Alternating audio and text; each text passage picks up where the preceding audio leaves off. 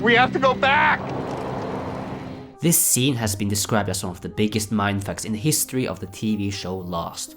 The season 3 finale, Through the Looking Glass, is one of the most critically acclaimed episodes of the series, and this moment, filmed with a minimal crew, in front of a green screen and with only 2 actors, is often seen as the biggest culmination, the turning point of the show. But did you know that the entire 2-hour finale, including this very secret and massive twist, got leaked online before it aired? What happened? And who did it? Let's take a few steps back.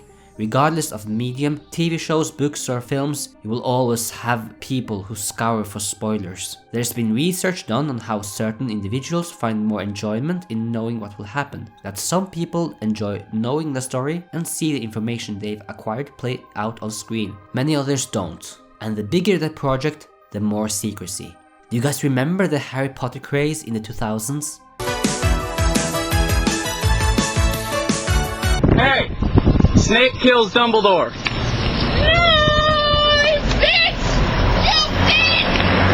Or the various leaks and info dumps regarding Star Wars or Marvel, and with a craze like that comes disappointment when something is leaked to those that don't want their experience ruined. Who'd have thought Darth Vader was Luke Skywalker's father? Thank you, Mr. Blow the Picture for me. Lost was a global phenomenon, and the hunt for answers and clues were ever present. The season 2 premiere, which finally revealed what was in the hatch, was watched by 23.47 million people in the US. By that time, the show was aired in all corners of the world. I pierwsza produkcja telewizyjna, która tak silnie zaistniała w internecie. Los perdidos serán encontrados. Esos del barco no son quienes dicen ser. Víš, kam spadl ocas? Ano, asi do vody. Běž, můžeš tam být za hodinu. Itne, ty jdi k tomu trupu, možná, že tam někdo přežil. 2004년 9월 22일에 처음 만났습니다. 케이트와 진짜 집에 가는 거예요? 네, 진짜 집에 가는 거예요. As well as breaking piracy records. In season 3, they started to lose viewers. On January 14th, 2007, 4 months before the season 3 finale aired, Michael Osiello interviewed showrunners Damon Lindelof and Carlton Cuse about future plans, which included negotiations with ABC to finally end the show. Obviously, they want the show to go on as long as possible, but all that we can say is there's a show with us running it, and there's a show without us running it. And if you want a show with us running it, this is when we think it should end. And like any negotiation, therein lies the rub.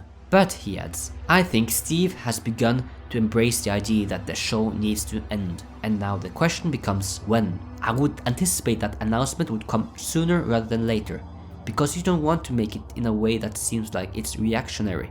As you probably know, the ratings started to plummet after the Christmas break. The episode Stranger in a Strange Land, which aired on February 21st, 2007, was seen as the culmination of the discussions they had with ABC. Carlton Cuse said to Entertainment Weekly that the discussions they had with ABC lasted for months. Since the news that they'll agree on 3 more seasons, 16 episodes each, was announced publicly in early May 2007. Season 2 and early Season 3 had the issue of the show stalling, and the backstories were now pretty much done to death. They needed to set an end date and to continue with the already planned phase, that some characters leave the island. The concrete idea for the Season 3 finale twist started circulating at the end of February, as evident from the last Season 3 bonus featurette, Lost in a Day.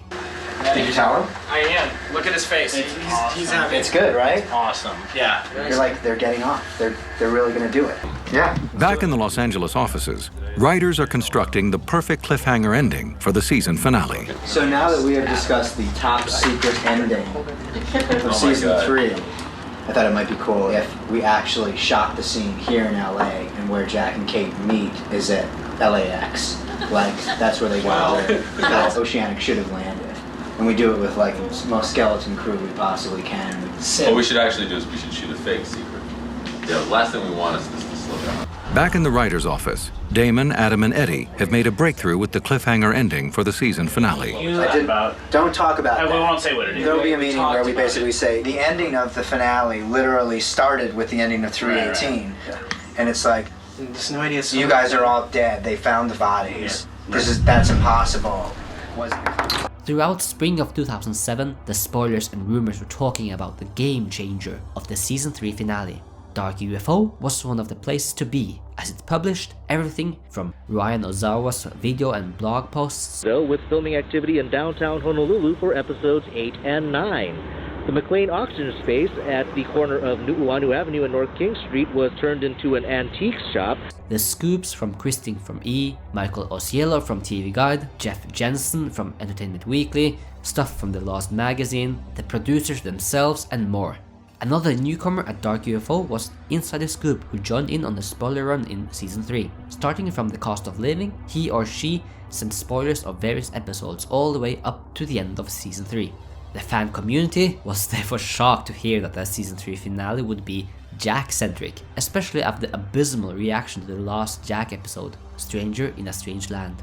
The finale aired on May 23rd and it was celebrated by the fans. Everyone loved it, critics and audiences, but showrunners Damon and Carton, however, went into radio silence.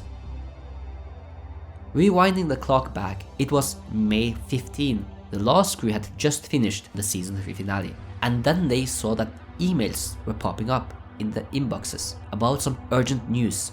Someone had just posted detailed spoilers about the episode Greatest Hits and the 2-part Through the Looking Glass, which was gonna air the week after. The leak happened on the entertainment blog Ain't It Cool News, as well as the Lost blog site Dark UFO, where it ended up as the biggest blog post of their site. The spoiler ended with a description of Jack's flashback. And all the time, he's constantly on the phone desperately trying to contact somebody. And the last scene shows us who. He goes to meet the mystery person, and it's the last person on Earth we would think. It's Kate. And it's now that we realize that for the first time in Lost history, we haven't been watching a flashback. We've been watching a flash forward. Yep, that's right. They actually show that Jack and Kate make it off the island. For some reason, this has been the cause of Jack's spiral. He tells Kate they have to go back to the island.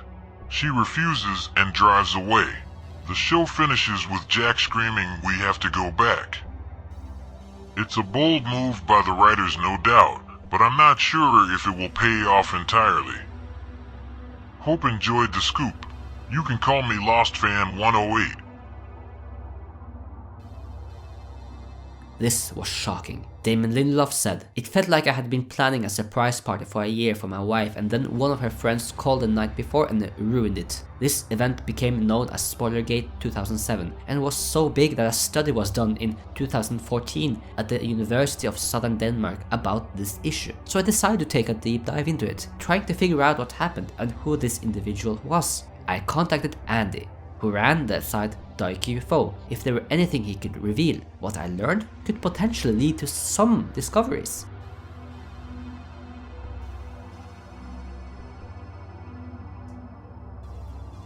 Lost Fan 108 was not a known person in the spoiler community. He or she simply popped up in May 2007. The portion from the finale that they leaked on May 15th was just the good bits. Nobody knew who this mysterious individual was, therefore it was easy for the fans to call it false. Stuff like Hurley running over Price with a Dharma van seemed too ridiculous. Then the post on Ain't It Cool News got deleted, suggesting that someone from ABC or Disney intervened.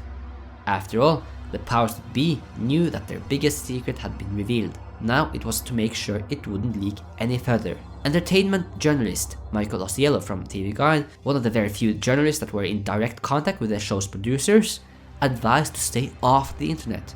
It is May 17th, and the episode Greatest Hits has aired, and everything that Lost Fan 108 said about that episode came true, meaning that this mysterious individual is the real deal. The buzz spread. Andy received over 400 emails regarding the matter surrounding Lost Fan 108. He decided to do a poll whether or not he should release the complete leak. The yes vote won with 51%. Over the course of the remaining days, he would release everything that Lost Fan 108 leaked to him in the course of 4 separate posts, in image form, hidden behind "Are You Sure" buttons, so it would be harder to copy it, as well as issuing a lifetime ban if any of the spoilers were to be republished outside of the comment chain to sell post. The spoiler was massive. It spoiled pretty much the entire 2-hour finale. Dark UFO's site exploded with activity, and it got 8.8 million page views this month, establishing itself as the main site for lost spoilers.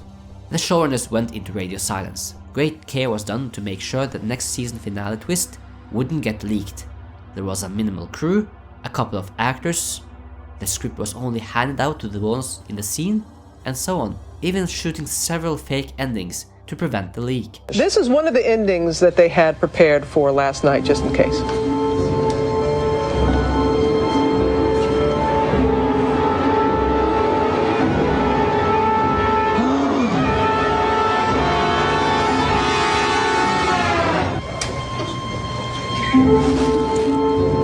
Okay, and here's another one. Another one. Who's going to be in it this time? Desmond! Oh. So they had 3 endings prepared, but we do know that it was Locke who will be saying bye-bye. Lost Fan 108 reappeared 1 year later to spoil the season 4 finale as well, including Locke being in the coffin. Who was this person? When I contacted Dark UFO about Lost Fan 108, he never learned the identity of the leaker. It was always anonymous. Let's try to figure out who it was. In 2007, when Lost was in its 3rd season, Carlton Cuse said that 500 people work on Lost. And Lost operates like any other film or TV project, with a pre-production, production, and post-production. For Lost, pre-production happens in Los Angeles, in Building 23 at the ABC lot, where the show is written. Production happens in Hawaii, where the show is filmed. Post-production happens in Los Angeles again. Now, post-production is in their own separate building, so we're going to take a little jaunt across the Disney lot here.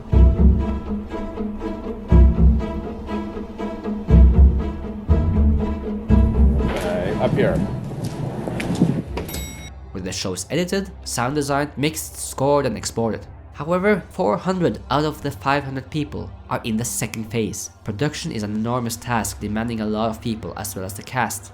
Let's eliminate some people. Since the spoiler is a beat-by-beat retelling of the episode, including the secret scene, I think we can likely scratch out phase 2, the entire Hawaiian unit. They don't work in chronological sequences, and stuff can be shifted and changed in editing. The spoiler is written like an episode summary of someone who watches it, and with great detail about how the finale ends, including Jack's dialogue and the way he shouts, "We have to go back." The pages for the final scene are printed out separately, only handed to those that work on it, and the final scene was shot in front of a green screen, not in front of an airport, with a minimal crew. Out of the actors, it is only one of them who appeared in the secret finale in both scenes, Matthew Fox. The spoiler summary also misspells names. For instance, Price is written as Price. I lean more towards someone who watched the cuts rather than read the scripts or the call sheets. Therefore, I think it's less likely that it's someone in phase 2, production.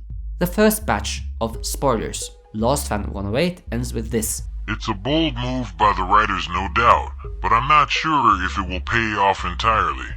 If this was one of the writers, then that's a good misdirection. But the thing is, there's so much pessimism in the summary provided. It's as if Lost Fan 108 isn't a fan of the choices done by the writers, and all writers pitch in. The show has a writer's room where everyone sits at a table and break down the episode. When Lost Fan 108 returned for the season 4 finale, the spoilers said, Ben chips away at the ice around the frozen wheel and manages to turn it so that, yep, the island moves. I kept hoping right up to this point that it was a fake out and that Ben had some other plan. But no, the island and even the surrounding islands all move. I firmly believe that in future years, this scene will be looked back on as the moment when a once great show totally destroyed its credibility. An entire island moving? Through a frozen wheel? I'm starting to doubt that it's the writers now. This is rather someone who has had no creative influence on the show, but have watched the episode instead. So for the sake of elimination, let's cross out all 400 people in production, and the additional people in pre-production, the writers, off our list. We're now left with post-production, and it has to be those who worked on the season 3 finale and the season 4 finale. The names listed are those that were assigned the episodes, and the list comes from Lostpedia. Post-production supervisor Maria Abeta. You have the editors Henk van Eegen, David Eisenberg, Mark Goldman, Steven Semmel, and Lars Stubblefield. The sound department is a bit bigger.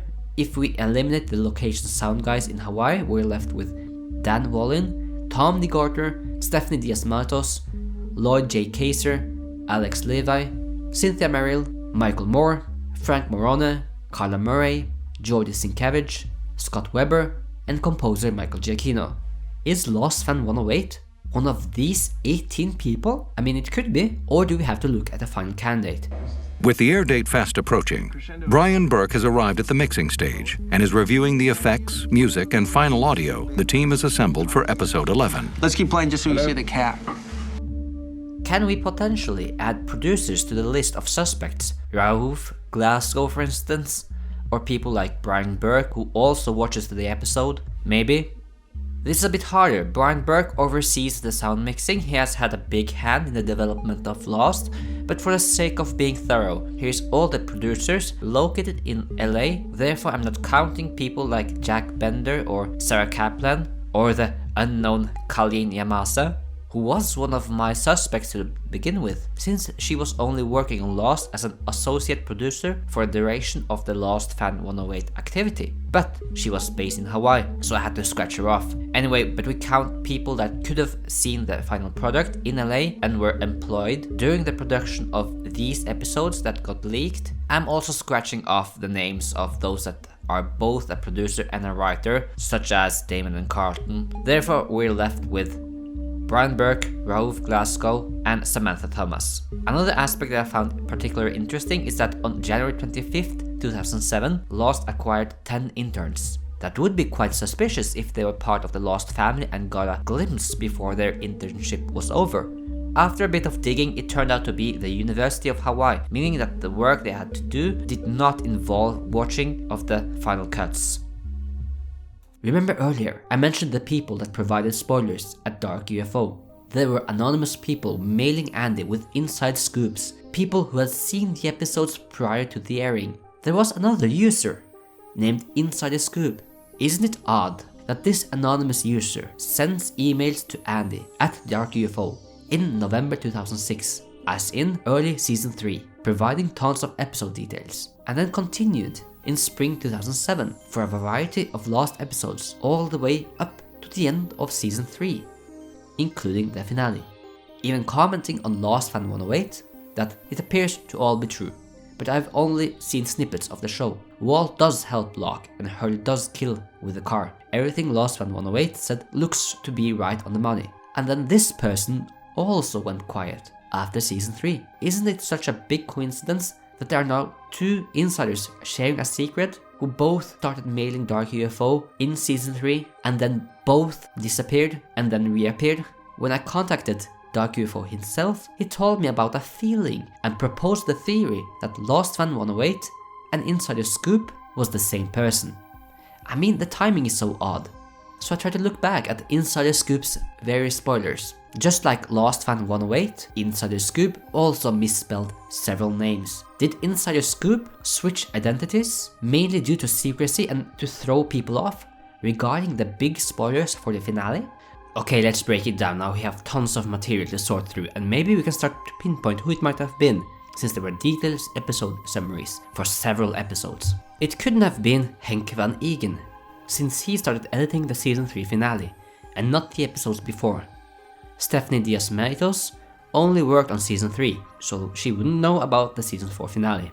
Carla Murray didn't work on all episodes either. Michael Moore, no, not that one, only worked on the season 3 finale, and not the other episodes, so we can scratch him off the list. David Eisenberg was an apprentice editor, but didn't work on all the episodes that Insider Scoop did spoilers for.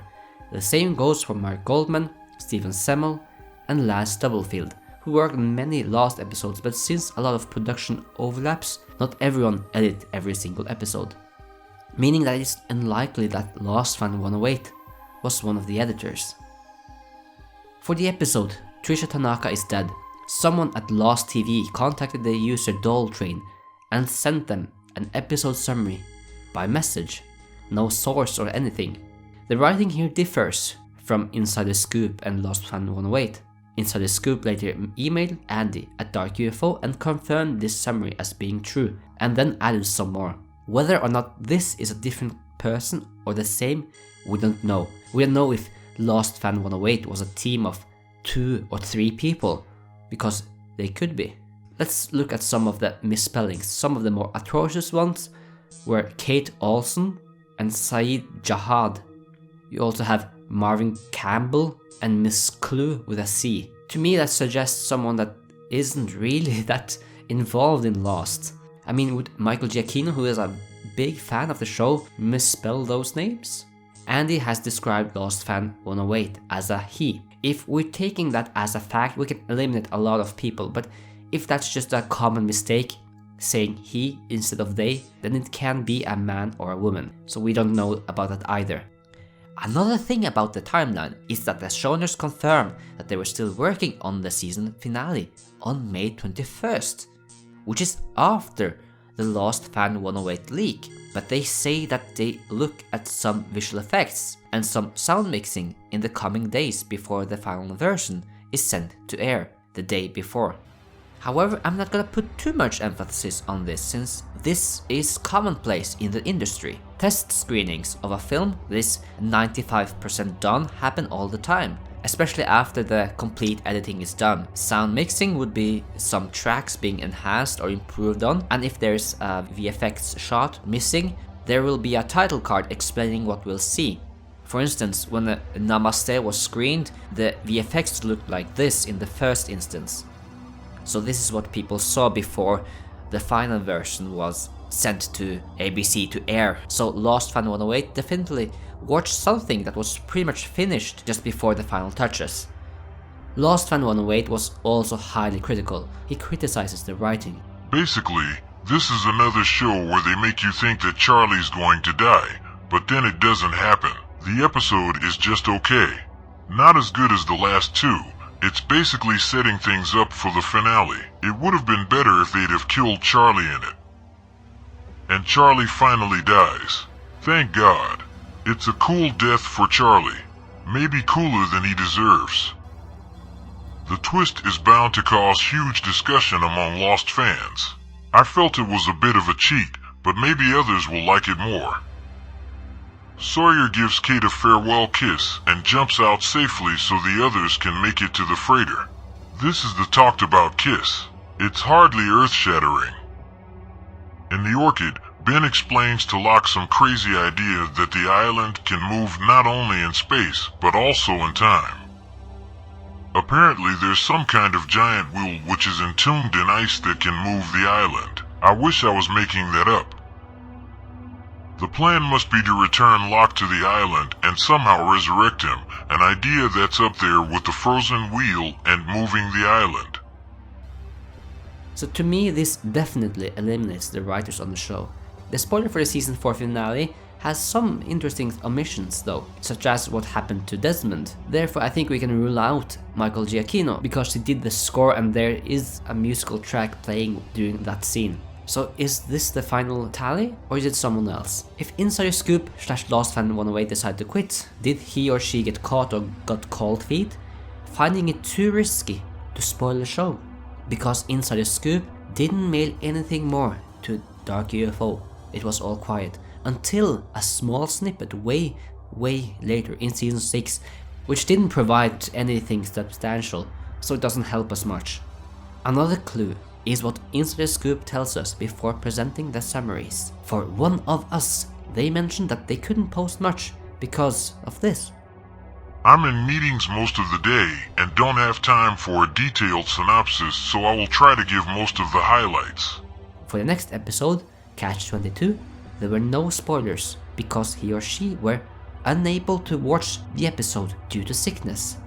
Does that mean that we're now putting our arrows outside of the box towards someone else? For the next episode, DOC, they said, I know you were all expecting a long detailed synopsis this week, but this episode was so lame in my opinion, it's not even worth writing about. But I have to make an effort for you guys, especially for wishing me well when I was ill. Thank you all.